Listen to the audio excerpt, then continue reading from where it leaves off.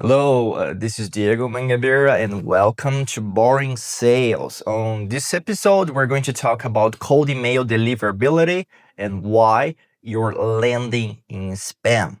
I always say that this is one of the subjects that we always need to re-record this information, this podcast, this video, because everybody wants to have like a shortcut. Why are my emails being redirected to the spam folder instead of the inboxes? And there are a lot of things that we might try, that we might use. I'm going to share some strategies that might work not just for today, but forever, because tech is not going to change definitely in a couple or even 10 years because of these rules that were guided by our systems, or even how the IT structure, architecture, I could use that as well, works. Okay. And if you land in spam, nobody reads it, right? So that's why let's fix that. I had a hook here. I have a client that had the same issue. I don't know if you're facing, or even any company or client that are having that problem. Maybe you didn't receive the contract that you were expecting today, or even you have a client that the same problem and you wanted to help him with that. So let's try to focus, or even let's try to illustrate with your example as well. On this case, I'm trying to give mine.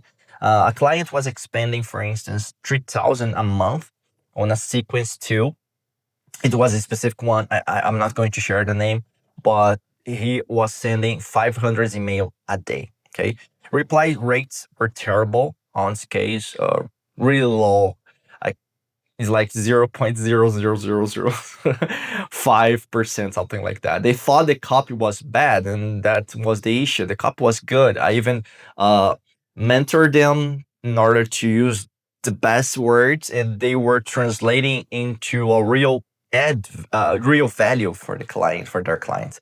We test the copy, but it still wasn't performing. I mean, the emails were not performing. We checked the inbox placement. 68% of the landing of these emails were arriving or were landing in spam or promotions tabs. It depends, right? Outlook or Gmail or even Workspace, anyways. This 3,000 a month that they were expanding or investing to talk to nobody. Imagine 3,000 is 36 K, sorry, 36K a year, yearly. And the domain was burned, not the copy. And that's the issue here. You need to identify the issue so fast that you need to avoid wasting your money. Okay, they burn 3,000, but it's fine. They identified the issue really fast. And why deliverability breaks? In terms of spam filters in 2026, we can analyze some things. Sender reputation. So, does your email have a clean history? If you're purchased from another provider, do you know the history? You might try waybackmachine.org to try to check everything that happened on that domain. If it's a new domain, it's new. Nobody respects someone who is new, right? Even Google or AI stuff, they want authority, they want experience. That's why you could not perform with a new domain. You need to have the some interactions. I'm going to talk today about it. Engagement sign-ups. Are people opening, replying, or deleting your email? Do you have that numbers? Is your tool providing those numbers? Number 3, content, right? Spammy words, exclamation points, interrogation points, something like that, or capitalized words, too many links, aggressive CTAs. In the past, in 1990s or 2000s, we were using those strategies and they worked, but now they don't work anymore. So you need to rearrange the way that you communicate your pitch, sales pitch on this case, or the way that you sell your stuff. Volume patterns as well. Did you go from 0 to 500 emails a day overnight? That's really a red flag or even a black flag, because their reputation is everything. At business, credit score, right? Your credit score really important for you to purchase things as a person, and for your company as a business. Okay. Authentication. Are you who you say you are, right? Are you authentic? Are you a nobody who's trying to sell that you are anybody or somebody? Okay. Break multiples of these, you're in spam permanently, and you're going to be characterized as that for a long period of time. I have personal experience of mine buying and purchasing domains that didn't work, or even working with clients that have problems, even phishing. We're not talking about it, but hackers invading your systems because of hosting. Anyways, I work with a lot of hosts. We could talk about Bluehost, GoDaddy, Spaceship, Namecheap. Anyways, there are a lot of names in the market, but you do to do your own stuff. And when I'm talking about authentication, there's authentication checklist that I need to reiterate how important that is. There are 4 points that I'm going to reiterate. So let's go to the first. That's SPF. Okay. SPF tells servers which domains can send on your behalf. Check yours. For instance, you can use a website really quick. It's free, by the way. MX2Box. Okay, you can check that.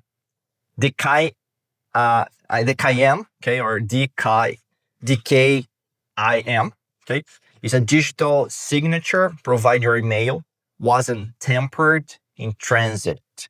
Your email platform set this up. You need to check that as well. It's always available. You need to check settings. You need to check DNS name servers. You could have that information. It depends from the hosting, depends from the service, it depends from the website, but you might have that information really easy. Okay. You can use Google AI, for instance, to find that information if you don't know how to do that, or even YouTube. Okay. DMARC, really important. DMARC, DMARC, ties SPF with DKIM together.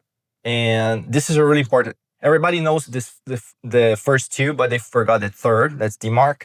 It started with none policy, tighten over time. Okay. And there's also a fourth here that I'm going to apply. That's custom tracking domain. So if your sequencing tool uses a shared tracking domain, it may already be blacklisted. So do not do that. Okay. Do not to create or even to try to be the one who are really smart and an expert on that area, doing everything that nobody is doing. So do not try to be genius here. Try to be boring. Try to be simple. Okay. And there's a schedule that we could try to warm up your domain. I already talked to you about it. I was going to talk to you now, but I'm going to do that. Imagine that you can accelerate this process of having your emails transition from the spam to inbox really quick, but it takes time. Okay. This is not miracles strategy, but this could work really well. Imagine that you have a new domain or inbox. Start here. So in the week 1, you're going to send 5 to 10 emails a day. If we're talking about a week, it's going to be 50 emails a week. Okay. Not too good, not too good. Okay, it's fine, but we're going to increase those numbers. Week number 2, we're going to send 15 to 25 emails a day. In the week number 3, we're going to send 30 to 50 emails a day. In the week number 4, we're going to send 75 to 100 emails a day.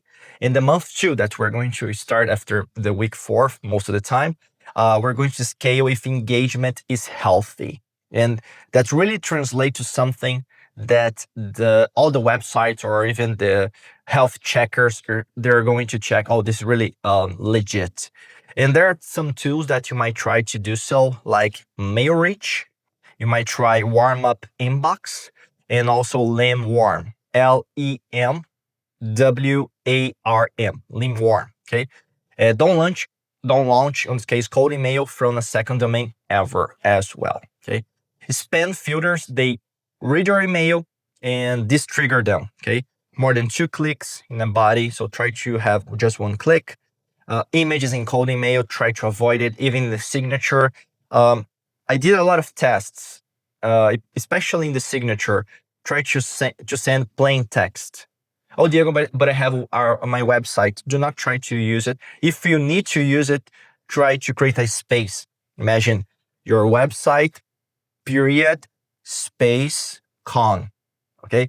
This space are going to be considered like text instead of a website, a URL, or a hyperlink. Okay. Words like free, guarantee, click here, earn money, avoid at all costs. And all caps anywhere, okay? No, do not use capitalized words anymore. And you can use some websites, like I said, I'm going to advise you to also try mail/tester.com, that you can send an email test, get a score. If you have something around under 8 or to 10, fix before sending at scale, for instance. There's also Glock apps. Glock is like the weapon, okay? Glock apps shows actual inbox placement across Gmail, Outlook, or Yahoo. You might try MX toolbox that I already shared with you. Checks SPF, DKIM, DMARC, blacklist, and so on. If you're in a blacklist, stop sending, diagnose, request, delisting. You need to sometimes reach Google, reach Outlook. Anyways, you need to even reach your hosting to check what's happening. But you can do that by yourself. Okay, you do not need a supervisor or anybody else. But once you have that problem, you need to fix that ASAP. Okay, fix the infrastructure, then write emails. Once they write the emails, you are going to have a best delivery, and if you have a best delivery, you can sell more, earn more money, and enjoy the process. Okay, wish you a great day. We'll see each other in the next episode from Boring Sales, and keep it boring. Okay, thank you. Cheers. Bye.